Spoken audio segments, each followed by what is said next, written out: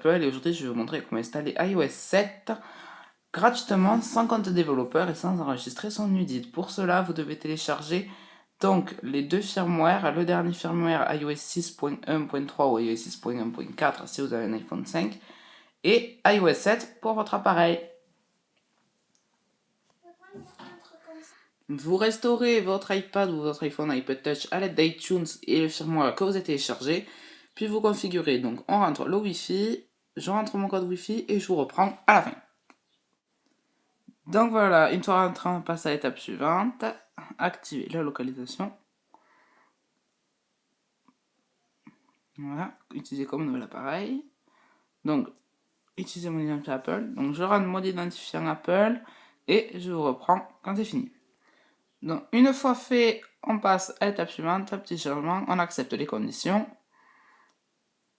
Accepter. Voilà. Un petit temps de chargement. On ne pas utiliser iCloud. Donc, on choisit ces adresses qui fonctionneront avec l'iPad. Petit temps de chargement. Ne pas envoyer. Utiliser l'iPad. Et donc là, vous êtes sur la dernière iOS 6.1.3 ou iOS 6.1.4 pour l'iPhone 5. Donc, première étape validée, nous allons passer à la seconde. Pour ça, nous devons aller sur l'ordinateur. Vous ouvrez iTunes et là, donc, vous avez la page de bienvenue. Vous faites continuer. Après avoir fait continuer, vous arrivez là. Donc, on peut voir qu'on est à iOS 6.1.3. Donc maintenant, nous allons passer donc à la iOS 7 bêta 2. Donc, ça marchera pour toutes les bêtas.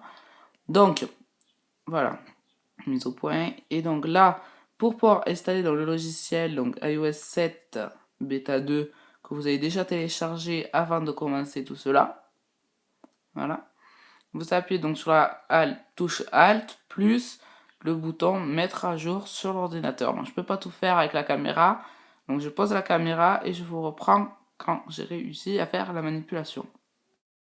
Donc une petite fenêtre iTunes s'ouvre, vous sélectionnez le fichier IPSW d'iOS 7, voilà, et vous faites ouvrir. Donc une fenêtre iTunes s'ouvre, vous faites mettre à jour, et donc sur l'ordinateur, donc il y a la barre extraction une barre extraction du logiciel, donc qui est plutôt rapide à compléter. Vous la laissez s'avancer. Pour le moment, l'iPad vous le laissez tranquille, vous n'y touchez pas.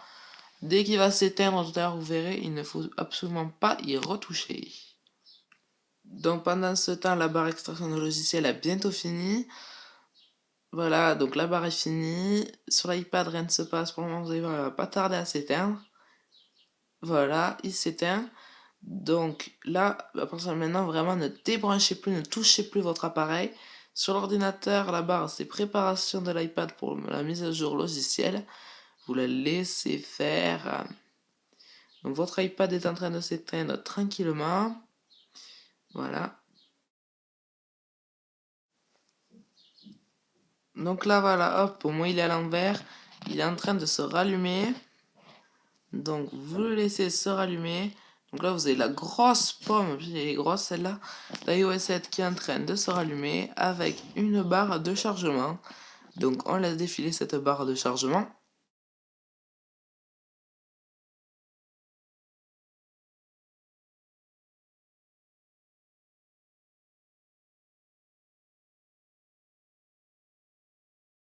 Donc comme vous pouvez le voir, c'est assez long. Donc bon, rien ne se passe vraiment. Vous avez la pomme, c'est en train de charger. Voilà. Bon, bien sûr, je ne vais pas vous faire durer sans arrêt sur l'ordinateur pour le moment. Donc, mise à jour du logiciel de l'iPad, c'est pour ça que ça prend un peu de temps quand même.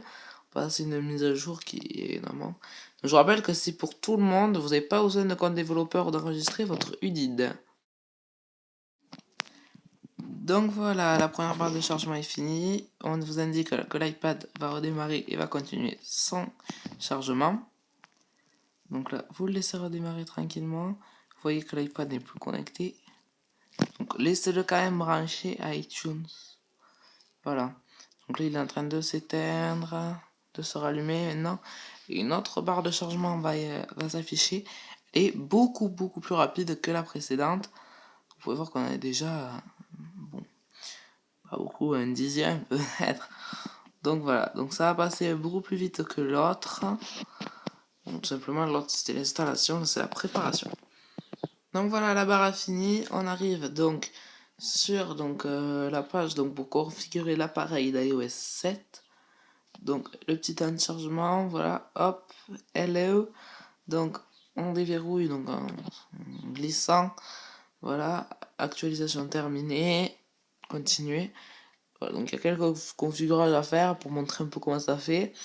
Donc on active la localisation. Dans la mot de passe, donc je coupe, je vous reprends.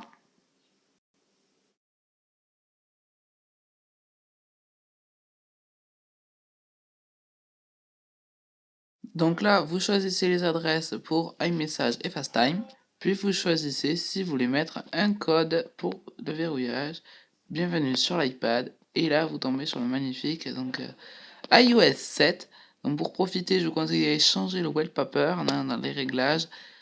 Donc luminosité, fond d'écran. Vous allez là. Après, vous choisissez lequel vous voulez. Moi, je préfère lui. Je trouve que c'est le plus beau. Bon, vous mettez celui qui vous plaît. Voilà, vous faites les deux. Attendez, je vais vous montrer. On ne voit pas bien. Voilà, vous appuyez sur les deux.